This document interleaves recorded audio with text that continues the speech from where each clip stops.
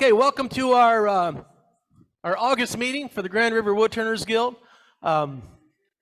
We want to welcome everybody here. If we have any new guests that would like to stand up and say, "Hey, I'm new," yeah, we have one already. What's your name and how long have you been turning?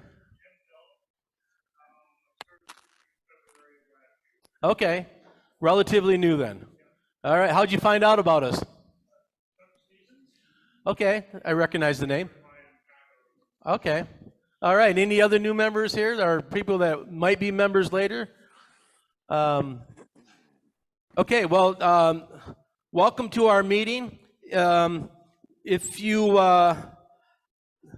let's see, I got to go through here right now. We have dues are $20 for an individual. That's for the rest of this year.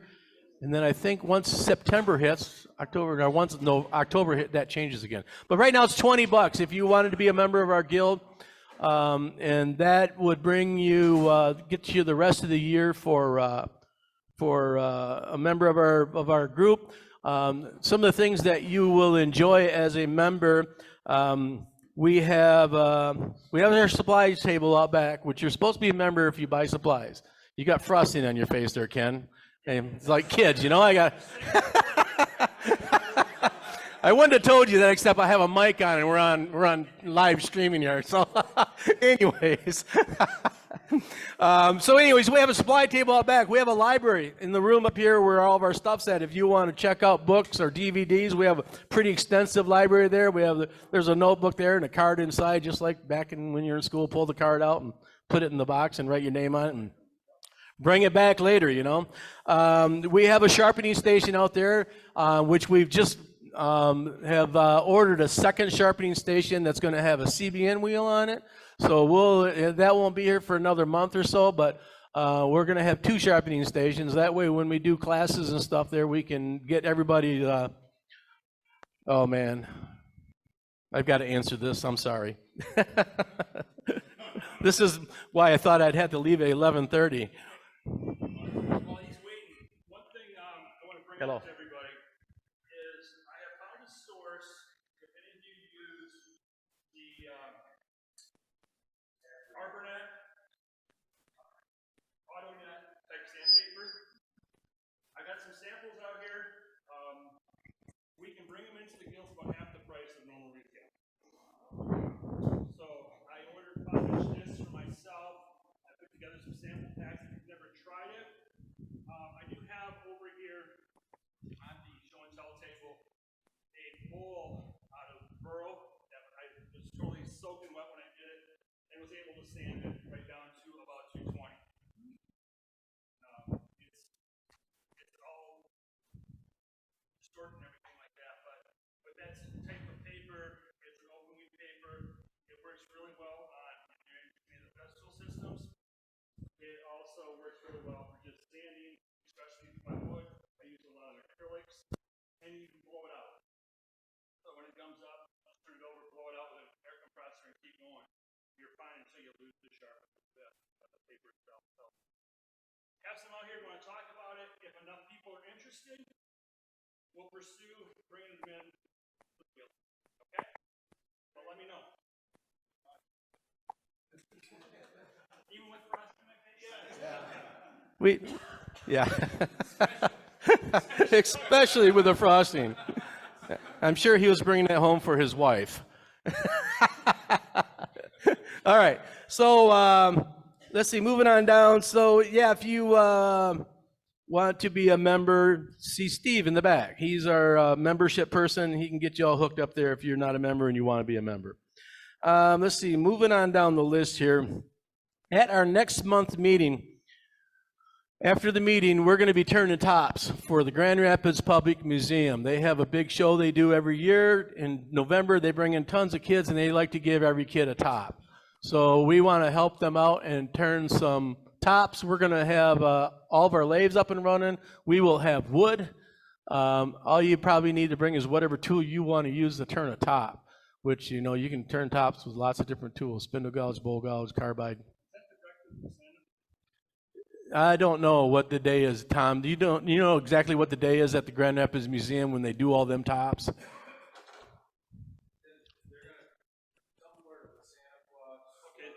probably the breakfast with Santa thing, so yeah. Yeah, breakfast with Santa is when it is. So need 150 tops. So yeah. So we're gonna do that. Were we gonna do lunch? Were we gonna supply lunch for that? No. Got to bring your own lunch. But we're gonna have. We're going to do some kind of a raffle for a prize for people who turn tops. So we'll put everybody's name in a bucket and draw them, and they're going to get something. We haven't decided what, but trust me, it's going to be really nice. Yes, Tom.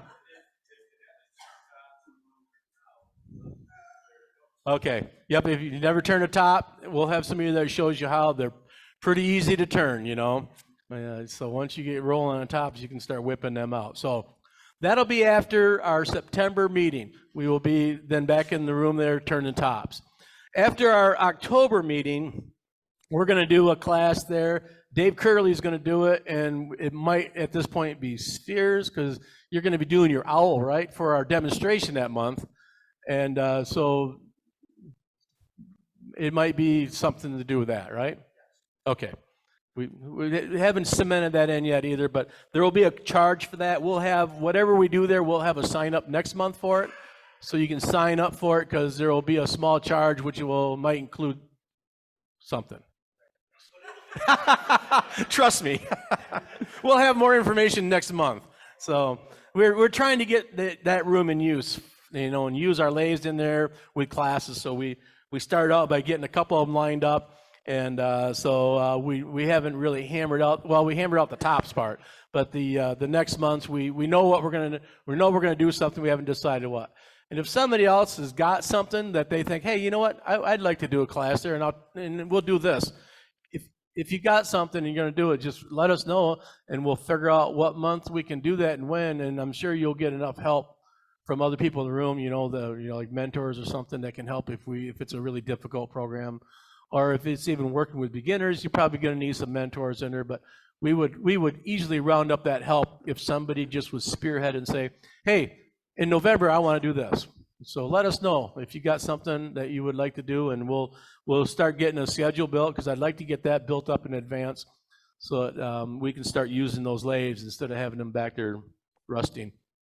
So let's see, moving on down, we're going to have a special raffle for members of Show and Tell. Hopefully we've got a gift card on the table there. Do we have that? Okay, we'll get that on the table. So everybody online who participates in Show and Tell will also be put onto the raffle table and have an opportunity to win something. So at that, is there anything else I'm missing before we go into Show and Tell?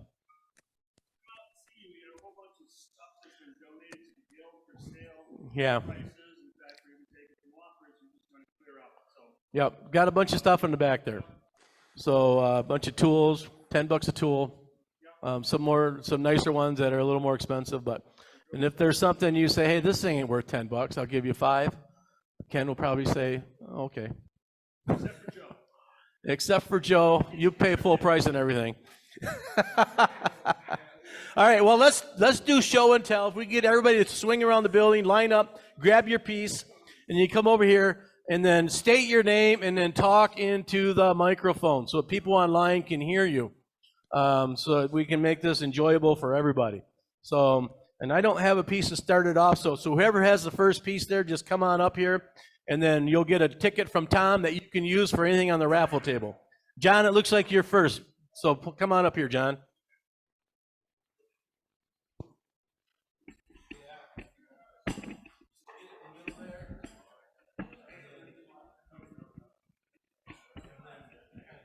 Okay. What I brought today was a couple things I've been playing with. This one happens to be a piece of cherry crotch, and what the experiment for me has been how to dry it, because I've been turning it quite green because I just got the wood. And this one, I thought it was dry, put a finish on it, and it continued to dry, which kind of gives a 3D effect. It didn't affect the finish, but I like how it turned out. I was given a bunch of crotches mostly cherry, but I got a walnut one this summer. I could have taken the whole tree about 4 foot in diameter, but I didn't have a way of getting it home. And a lot of sawmills won't touch it if it's out of the city because of metal in it. But I said, cut me some crotches. So they gave me some crotches. As a cabinet maker, you really try to isolate sapwood from the heartwood. But in this case, can you see it from? Okay. But in this case, I think the sapwood and the curly all together kind of makes a interesting pattern. And so I've decided not to throw it away. Okay. Got it? So that's the walnut one. Okay.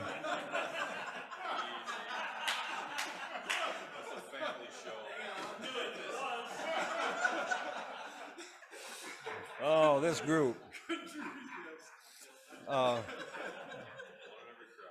Calm down, will you? Prior to retirement, I had a workshop for special ed students. And if they arrived at a certain level of competence, like being able to put a Adirondack chair together by themselves or picnic table or something, I let them go play on the lathe. Well, I had glued up some scraps of wood, like I typically do, and had a guy in there turning it, and he did the same thing that a lot of you do. He made the inside bigger than the outside. Y'all know what I'm talking about. I said, rather than throw it, let's see what we can do. So I went home, I stacked a piece of light wood on a piece of dark wood, cut out the state of Michigan. The light wood dropped right into the hole. I had to cut 1 or 2 degree taper, and that started my Michigan bowl. Right now I'm about 5 bowls behind, because anyone that has lived in Michigan and moved away misses it so much they want a picture of it. So that's my Michigan bowl. Nice.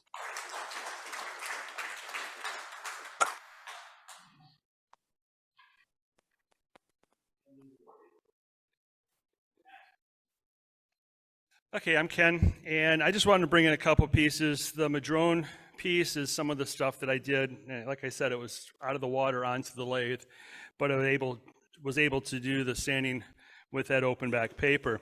And the other 2 pieces are just a couple pieces I've been playing with on the new Carter hollowing system. Perfect hollower. Real impressed with it so far. It seems to be doing a job, doing it well. That's it.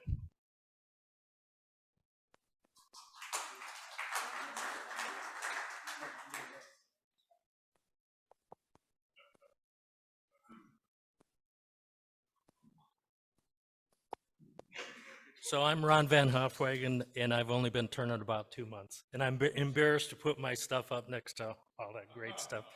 But this is a piece of cherry wood out of my backyard. I turned my wife a little bud vase. This is some Goncolo owls, known as tiger wood, little bowl. And my little mushroom. Oh, you do? And I used a parting tool to actually get some depth in there, so I'm learning. Thank you.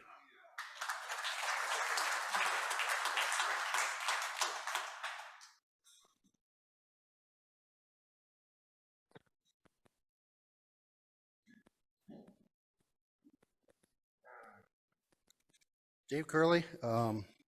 As mentioned earlier, in October I'll be doing an owls demo. Part of the owl is a sphere for the head. So I've been doing a lot of spheres. This one is elm that somebody gave me because there were quite a few burls or strains growths on this elm. They know I do wood turning. They gave me some of this. So this particular one had some inclusions, bark inclusions and stuff.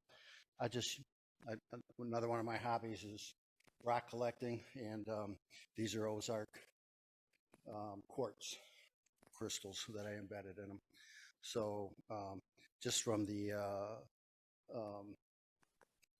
for the class, the hands-on class that we do in October, at the very least we'll be doing spheres. So we may do the whole owl maybe if we have the time, but I'll bring things in for spheres and some of that type of stuff. So That's mine.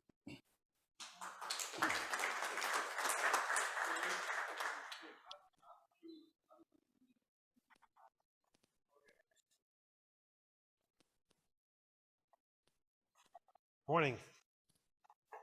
Jim Rosen, I guess we all need inspiration when we do wood turning. Ruby, if you're on someplace, Ruby, you were my inspiration for making these two bowls. I did have some help. I'm not the artist. I had some help with an artist that that painted the rims of these. This is a cherry bowl, and the cherries kind of pop right off of there. So. Cool. And You this, did a lovely job of that.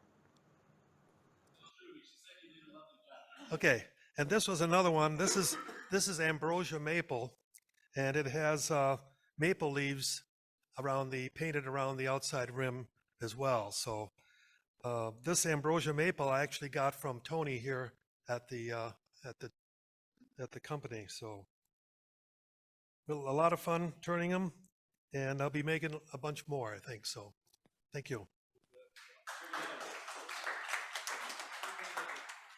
A friend of mine. A friend of mine is an artist, and she painted them, and she said she'd be willing to do.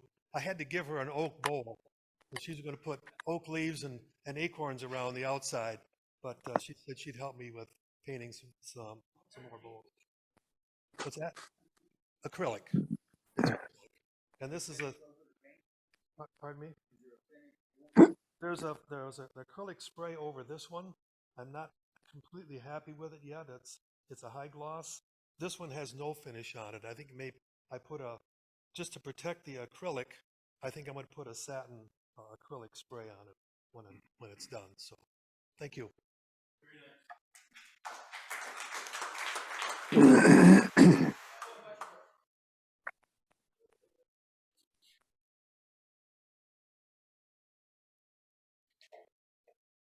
Hi, I'm John Petro. First thing I want to talk about is this cherry bowl that I turned and embellished with pyrography that one of the guys from the Kalamazoo Club. Doug, we lost the camera feed for the close-up shot. There, you got it. It's back. Thanks. Anyway, the black on here is a leather dye, and if you want to tattoo your fingers for about 3 weeks, use that stuff.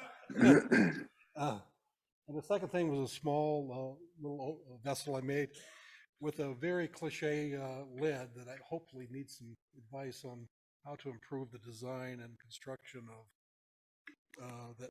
By the time you get done with this is kind of an afterthought, which you can tell. So thank you.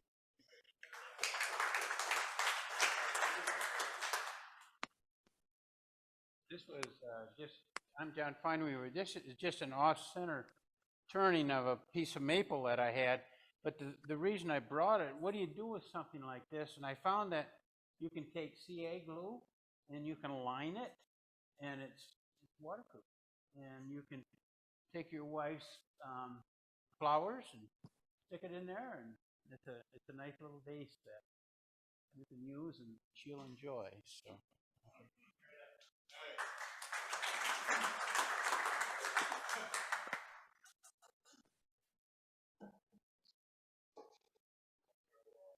I have,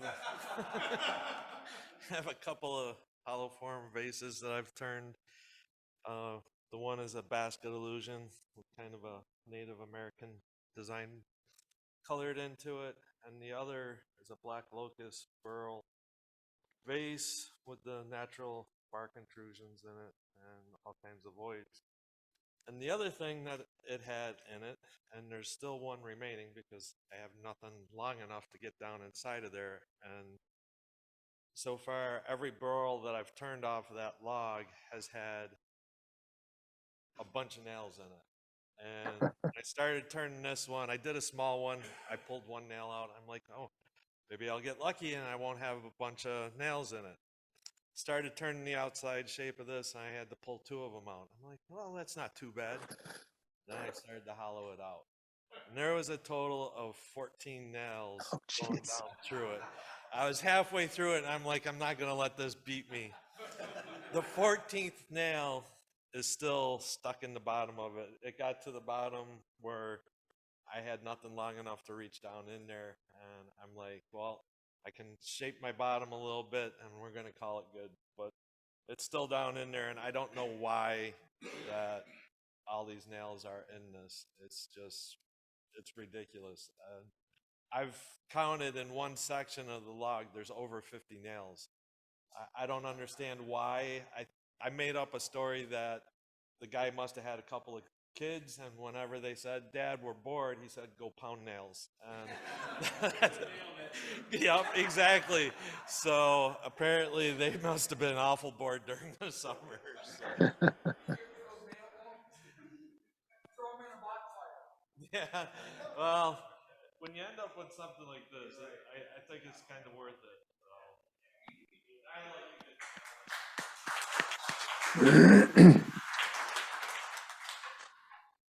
Hi, Larry Putnam. I am a recent graduate of Bruce's class, so I had to bring this finished little cherry plate I made. So that's just plain simple little cherry plate. That was one of the projects, of course, in our class. And then this is a piece of hackberry. I don't know if any of you know hackberry that winter in Florida, but I do. It's very interesting wood. It was a couple pieces I brought home from Florida this last year, and it was sitting on the bench. I put anchor seal on the end, and I said, that's starting to dry. So what do I do with it? So I stood there a couple minutes, and I just chucked it up and just made just a simple little live edge bowl. But the interesting thing on the hackberry bark, I left a lot of bark on there. It's just, it gets like green, like lichen stuff. The bark is really thick. It held very well. And that's what I ended up with. So kind of pretty. Thank you.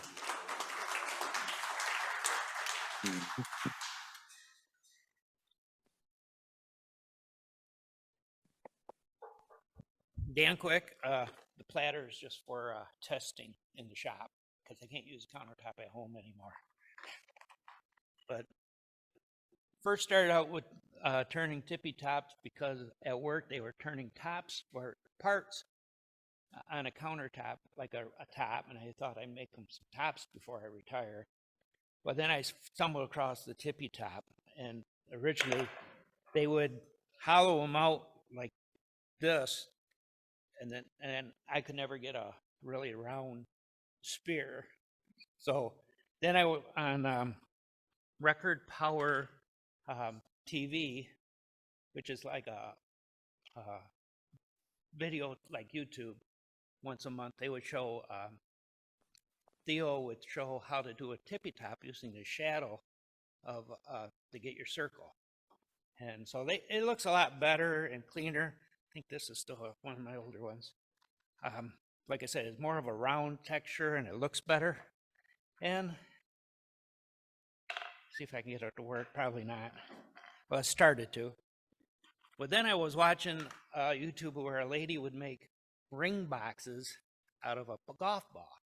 So I give it a try with a tippy top, a little bit larger diameter, and it probably that started again.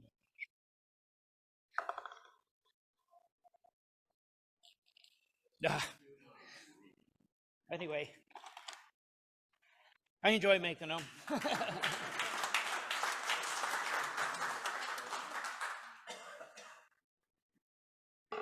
Good morning, I'm Charlie Fuentes. My inspiration was John Gordon, so I made these hollow forms. This one is cherry. This one is walnut. I had a friend of mine come over, and the first thing they do is feel the inside. Yeah, smooth. They don't feel the inside of this one. So these are actually not hollow forms. If you look closely, you can see a little seam where I glued two pieces together. It looks very much like a hollow form, but it's an imitation, both of them. So you're welcome to check them out later. Some places you can't see where they're glued together, but the other half you might be able to find it.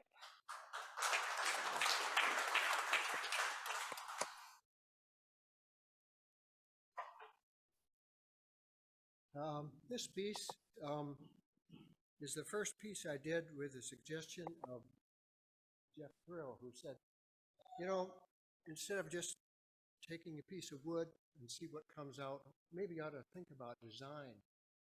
And so my wife had a nice little weed pot, and I thought, I don't know, I wonder if I can get some lines in something. So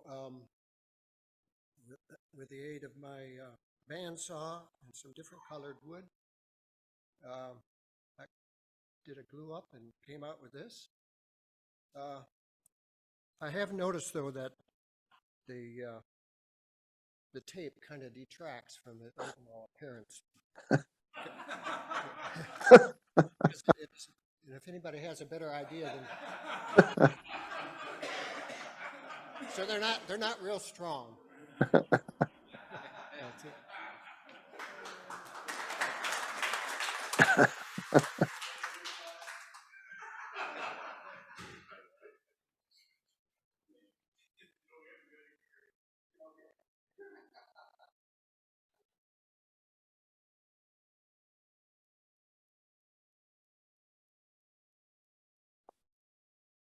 Good morning. My name's Ron Vincent. I just did a couple napkin holders. This is a dinner napkin holder, supposed to be a little lady with a hat on. And this is a party napkin holder. It's got toothpicks, so you can put whatever you got there, and they can pick one and pick a napkin. So I seen the demo on it and thought, yeah, I can do that. So that's all I got. Yeah. Well, I turned the disc, and then I marked it with 12 divisions. Each one holds 12 napkins, and then made a fixture with a 45 on it for the bandsaw and rotated it and cut. Yeah, you double them up, and that holds them pretty tight. I mean, you can pretty much pick them up by the napkins, so you got to pull down to pull them out.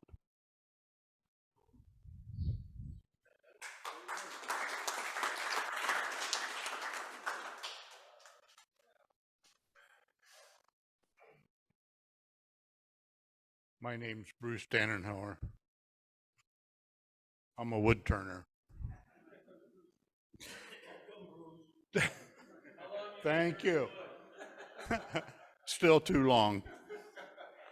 Doug said I had to go last because this was too depicable. But this is from my Round and Brown series, but it's also from my Discovery series, because when I did this, I discovered how to make the inside larger than the outside. Now, I know all of you don't know how to do that, and I've been sworn to secrecy, so I can't tell you. But anyhow, this was out of my first year of turning, and I'm sure all of you have gone through this. It's like, well, I don't want to throw it away. How can I save it? And so it sat and it sat and it sat, and one day I needed something to sieve a bunch of chaff out of bird seed, and so I put some 1/4-inch mesh in the bottom. It works great. So I salvaged it. And the birds are happy. Yeah. Thank you.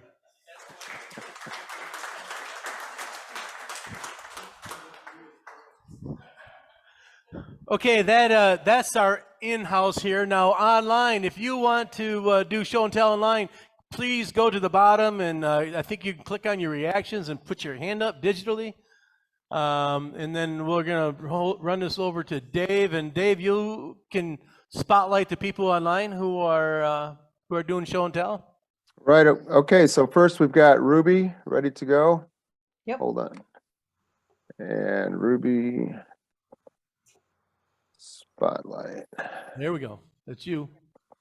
Yeah, I got the notice from the AAW that their next competition was about a ball in a ball.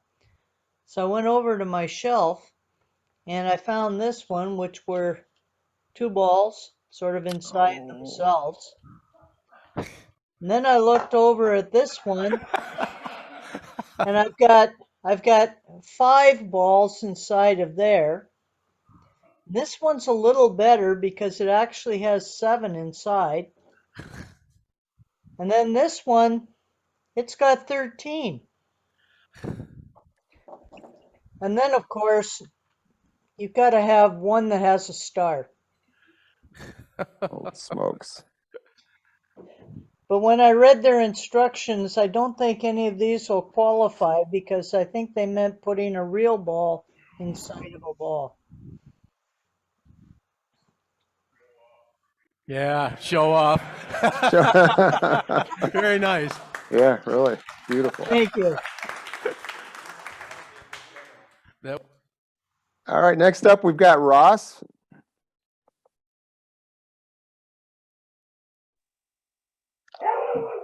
Good morning. I've got a couple items here that I made recently. One is a lidded bowl that I made for my sister-in-law from a tree that was planted in their yard 64 years ago. I don't know how do I turn my camera around so you can see what I'm showing you here? Not sure. Can you hold it in front of your face? Yep.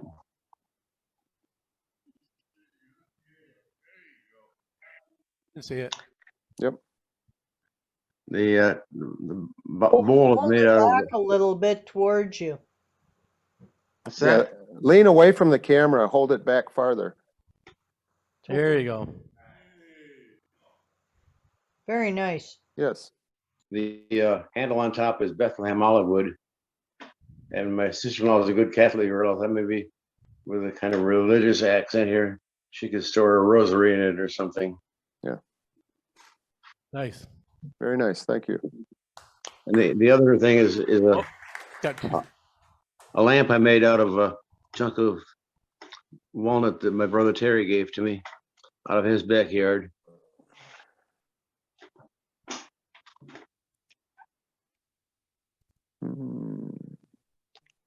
Oh, here's my cat. Move, cat. Can you see the lamp? Yes. Yes. The shade is pretty disreputable. I'm gonna put a different kind of shade on it when I get time to go find one. I bought some lamps at a Goodwill store for parts. So that's why the shade is so disreputable. Sat out in my shop for about a month and got dust and fly specks on it and stuff. But that's all I have. All right. All right. Thank you. And last up, we've got Doug.